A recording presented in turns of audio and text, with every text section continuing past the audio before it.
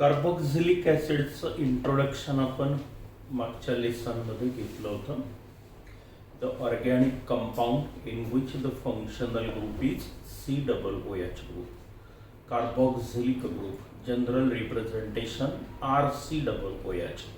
For example formic acid, acetic acid, propionic acid, butyric acid, isobutyric acid, valeric acid, benzoic acid, phthalic acid, salicylic acid, oxalic acid, malonic acid असे कितीतरी example आणि त्याचे फॉर्म्युले, त्याचे IUPAC names पण आपण पाहिले होते. आता यामध्ये प्रिपरेशन आणि प्रॉपर्टीज बाकी जास्त नाही आहे, याच्यामध्ये थेरी वगैरे अजिबात नाही, फक्त प्रिपरेशन, प्रॉपर्टी आणि सिंपल रिॲक्शन्स आहेत. तर कार्बोक्झिलिक ॲसिड तयार करण्याच्या एकूण 6 पद्धती आपल्याला घ्यायच्या आहेत. छोट्या छोट्या रिॲक्शन्स आहेत, अगदी एक एक्झाम्पल सफिशियंट असतं आपल्याला. पहिल्याला म्हटलेलं आहे bye the hydrolysis of alkyl cyanide. काय पाहतोय आपण? कार्बोक्झिलिक ॲसिड कसे तयार करतात. Preparation of carboxylic acid. Alkyl cyanide किंवा यालाच अल्किल नायट्राइल म्हणतो आपण, त्याचं हायड्रॉलिसिस करून आपल्याला कार्बोक्झिलिक ॲसिड तयार करता येतात. RCOCl ॲसिड क्लोराईड किंवा ॲसिल क्लोराईड, आणि हे ॲसिड अनहायड्राइड म्हणतो आपण याला. ॲसिड क्लोराईड, ॲसिड अनहायड्राइड पासून आपल्याला कार्बोक्झिलिक ॲसिड तयार करता येतात. हे अल्कलाइन हायड्रॉलिसिस आहे, हे ॲसिडिक हायड्रॉलिसिस आहे. त्यानंतर ॲसिडिक हायड्रॉलिसिस ऑफ इस्टर म्हणजे RCOOR', त्याचं ॲसिडिक हायड्रॉलिसिस करूनही कार्बोक्झिलिक ॲसिड मिळतात. त्याचं अल्कलाइन हायड्रॉलिसिस करून देखील आपल्याला कार्बोक्झिलिक ॲसिड मिळतात. आणि सगळ्यात महत्त्वाची ही जिथे प्रश्न विचारला जातो, from Grignard reagent and dry ice. आणि 6वी बेंझॉइक ॲसिड तयार करण्याची पद्धत आहे टोल्युन पासून. अशा 6 रिॲक्शन्स फक्त तुम्हाला सिरियली लक्षात ठेवायच्या आहे, म्हणजे प्रिपरेशन संपल्या. एकाच लेसनमध्ये होऊन जाईल आणि एकाच लेसनमध्ये प्रॉपर्टी छोटा पार्ट आहे अगदी. मग आता आपण 1 बाय 1 पाहूया, एक रिॲक्शन विथ 1 एक्झाम्पल पाहूया. ठीक आहे. पहिली preparation of carboxylic acid. RCN म्हणजे कोण? अल्किल सायनाइड किंवा अल्किल नायट्राइल. काय करायचं आपल्याला? याचं hydrolysis. Bye the hydrolysis of alkyl cyanide means RCN. Very simple reaction. When alkyl cyanide or alkyl nitriles are boiled with dilute hydrochloric acid. Hydrolysis मध्ये OH group involve होतो, तो इथला water मधला राहील, बरोबर आहे. शिवाय आपण डायल्यूट म्हणजे वॉटर असलेला अर्थात हायड्रोक्लोरिक ॲसिड, आणि याला हीट करा.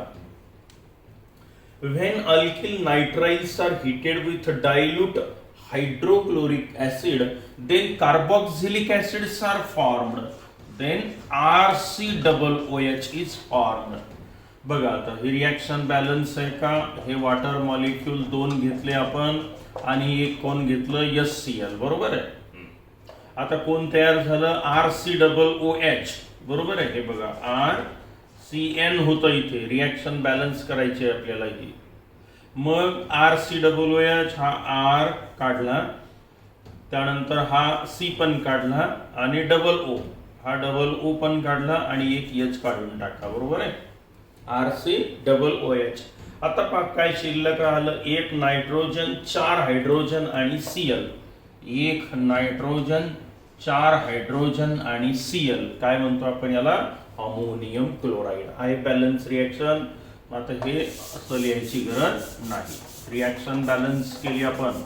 When alkyl cyanide is heated with dilute hydrochloric acid, then alkyl cyanide or nitrile undergoes hydrolysis and gives carboxylic acid. एक कोणतंही उदाहरण लक्षात ठेवा. संपली प्रिपरेशन. व्हेन इथेन नायट्राइल म्हणायचं याला, किंवा मिथिल सायनाइड किंवा ethane nitrile. When it is heated with dilute hydrochloric acid, that is HCl, then here acetic acid is formed, CH3COOH, आणि बाय प्रॉडक्ट कोणता? बॅलन्स आहे रिॲक्शन, अमोनियम क्लोराईड. तुम्ही इथे C2H5 टाका, इथे C2H5 येईल, म्हणजे प्रोपिऑनिक ऍसिड पण तयार होईल. झाली पहिली पद्धत. मग दुसऱ्या पद्धतीकडे जाऊया आपण. व्हेरी सिंपल रिॲक्शन, एक एक मार्काला विचारल्या जाऊ शकतात ह्या.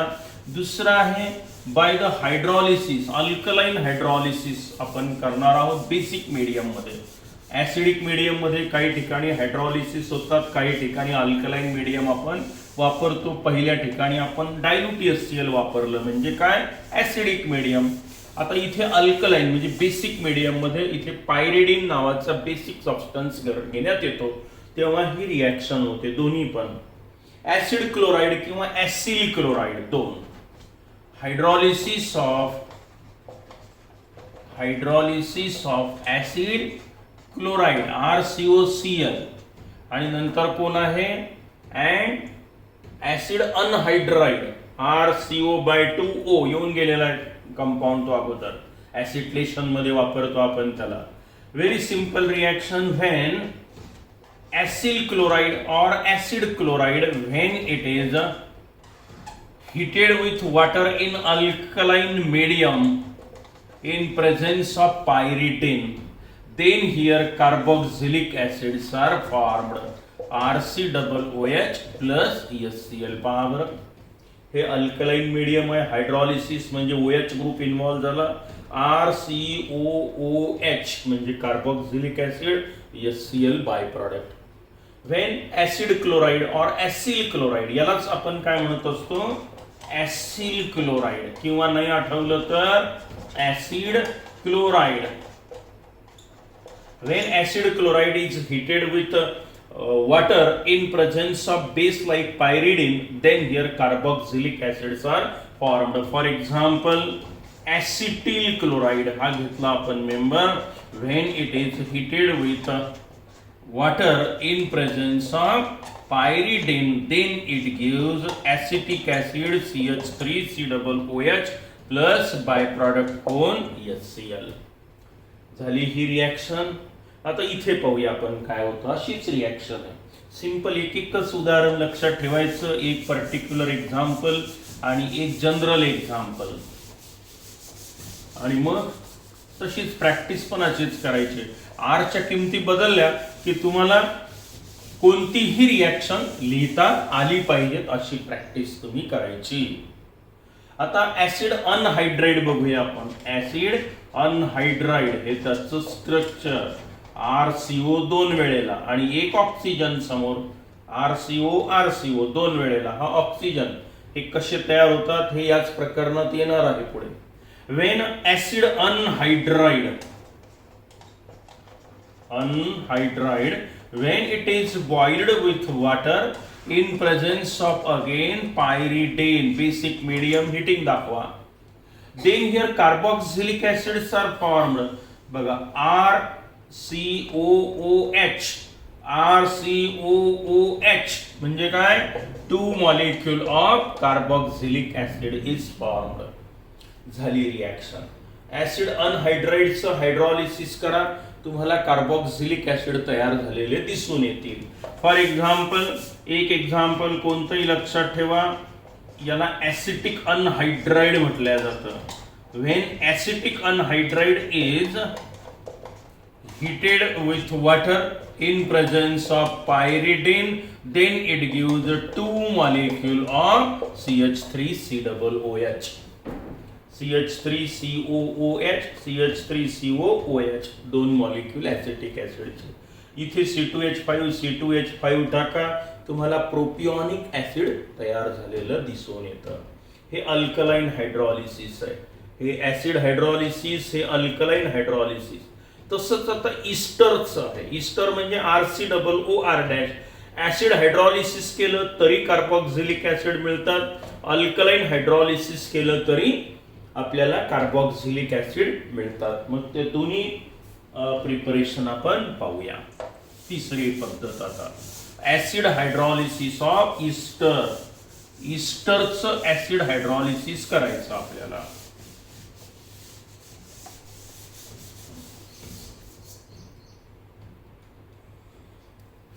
इस्टर म्हणजे कोण? RCOO R' बरोबर आहे ester. when ester alkaline hydrolysis when it is heated with dilute hydrochloric acid HCl on heating it gives acid and alcohol RCOOH RCO. हा RCO काढा आणि हा OH घ्या बरं एकत्र. कोण तयार झालं मग? RCOOH.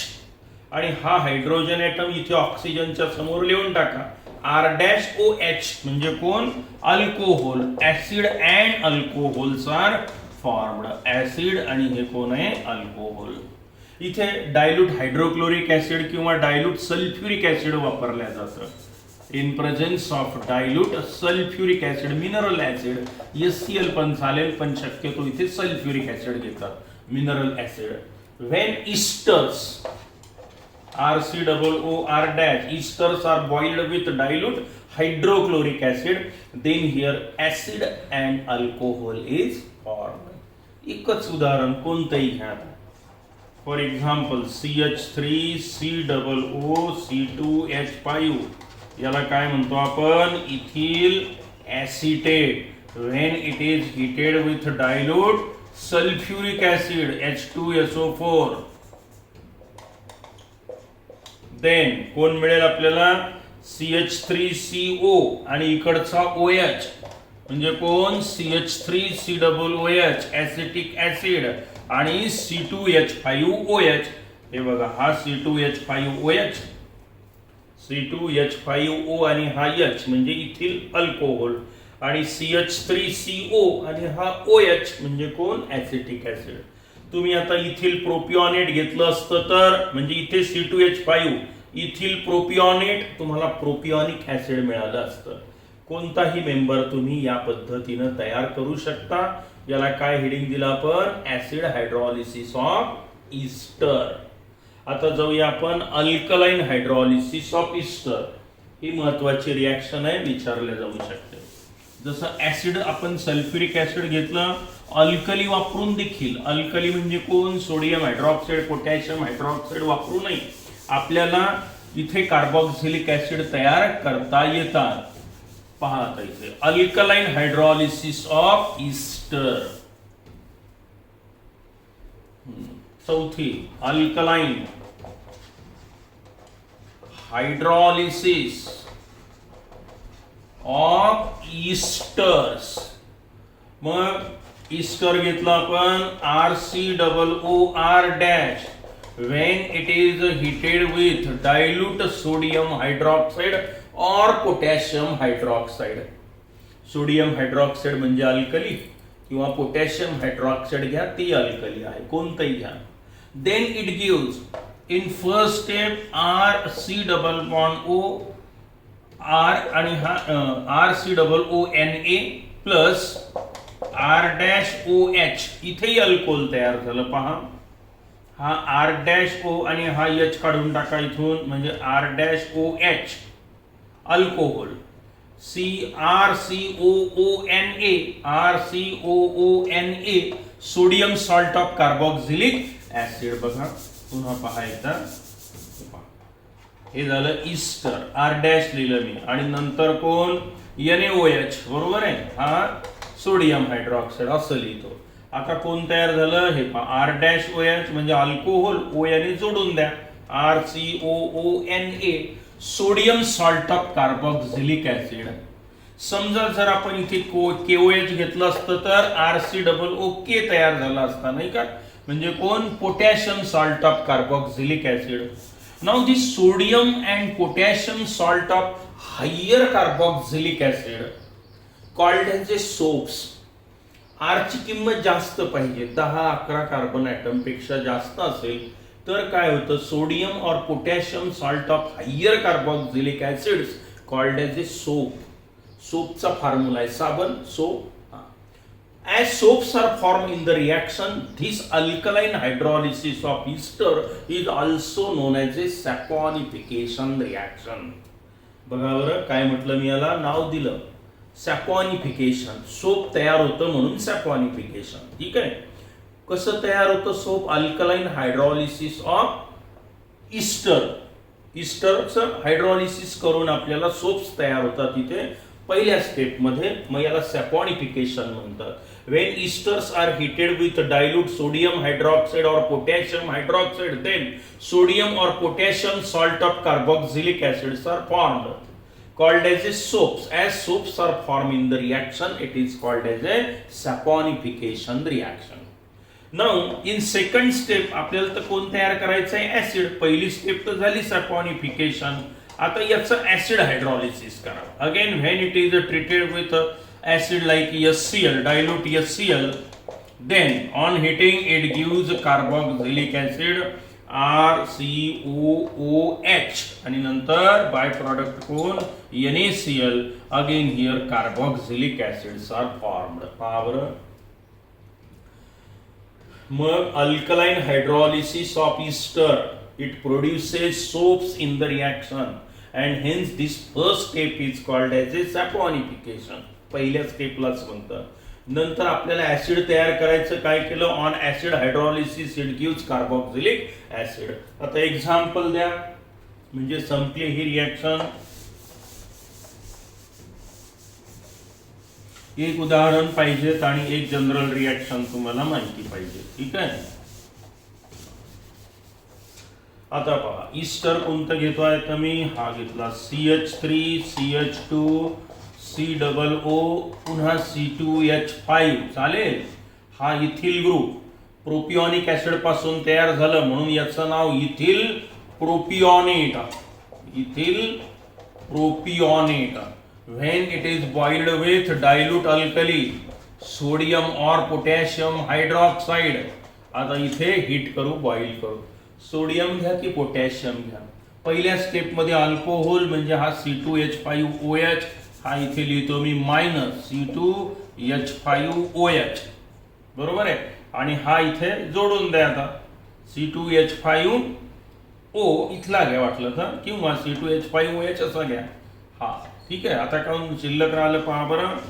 Then CH3 CH2 C double bond O आणि हा K प्लस मायनस वाटलं तर 4 द्या. पोटॅशियम प्रोपिओनेट तयार झाला, सॉल्ट तयार झाला. प्रोपिओनिक ऍसिड आणि या KOH पासूनचा पोटॅशियम प्रोपिओनेट. सोडियम हायड्रॉक्साइड घेतलं असतं तर सोडियम प्रोपिओनेट. आता दुसऱ्या स्टेप हे झालं saponification. In second step when it is boiled with dilute hydrochloric acid, boil करा, we get propionic acid CH3 CH2 COOH plus KCl. हा K आणि हा Cl म्हणजे KCl. H इथे जोडून द्या. CH3 CH2 CO आणि हा H प्रोपिओनिक ऍसिड. ही होती आपली चौथी पद्धत अल्कलाइन हायड्रॉलिसिस ऑफ ईस्टर. आणि आता पाचवी जी पद्धत आहे ही अतिशय महत्वाची. ती आहे from Grignard reagent and dry ice. अतिशय वारंवार परीक्षेत ही रिएक्शन विचारल्या गेलेली आहे. काय म्हटलं मी त्याला? From Grignard reagent and dry ice. Ice आणि ड्राय आईस यात फरक आहे. Solid carbon dioxide is called as a dry ice. कोण? Solid carbon dioxide. Carbon dioxide room टेम्परेचरला गॅसियस स्टेटमध्ये असतो. त्याला थोडं थंड केलं तर तो लिक्विड स्टेटमध्ये येईल. आणखी थोडं थंड केलं तर तो सॉलिड स्टेटमध्ये येऊन फार लवकर येतो. तर जो सॉलिड कार्बन डायऑक्साइड असतो त्याला काय म्हटलं जातं? ड्राय आईस म्हणतात याला. फॉर्म्युला तोच राहील CO2. मग आता ही most important from Grignard reagent GR and dry ice म्हणजे कोण? आईस. ड्राय आईस म्हणजे कोण? Solid carbon dioxide. हे विसरायचं नाही. Solid CO2 is called as a dry ice. आता रिएक्शन ग्रिग्नर ट्रिएजंटची म्हटलं की तेच सगळे आपले जुने नियम. मग power CO2 dry ice. The reaction takes place at very low temperature. When dry ice is treated with Grignard reagent RMgX alkyl magnesium halide, then in first step always magnesium complex or addition product is formed. पहिली step नेहमी सारखीच असते आपली प्रत्येक ठिकाणी ग्रिग्नर्ड रिएजंटचे. इथे medium नेहमी कोणतं असतं, ड्राय इथर लिहून टाका. आता पहा ठरल्याप्रमाणे एक बॉन्ड ब्रेक केला, अल्किल ग्रुप कार्बनला जोडून द्या. ऑक्सिजनच्या समोर जे शिल्लक आहे ते लिहून टाका OMgX. याला काय नाव देत असतो आपण, मॅग्नेशियम कॉम्प्लेक्स म्हणा किंवा R हा C डबल बॉन्ड O आणि हा OMgX. Magnesium complex or addition product is formed which on heating with dilute hydrochloric acid, इथे वॉटर मॉलिक्यूल घ्या, इथे डायल्यूट HCl लिहा, हायड्रॉलिसिस शब्द लिहा. प्रत्येक वेळेला अशा आता ही 7वी 8वी प्रिपरेशन किंवा प्रॉपर्टीज मध्ये ग्रिग्नर्ड रिएजंटची रिएक्शन आलेली असेल, याच पद्धतीनं सॉल्व्ह करायची. इथे नायट्रोजन आला तर 2 वॉटर मॉलिक्यूल, नसेल तर 1. नायट्रोजन असेल तर अमोनिया बाय प्रोडक्ट असतो, नसेल तर प्रश्नच नाही. आता हा जो MgX असतो तो नेहमी कोणाच्या स्वरूपात निघून जातो, MgX OH च्या स्वरूपात. हे कोण आहे, वॉटर. MgX OH काय शिल्लक राहिलं, H द्या इथे जोडून.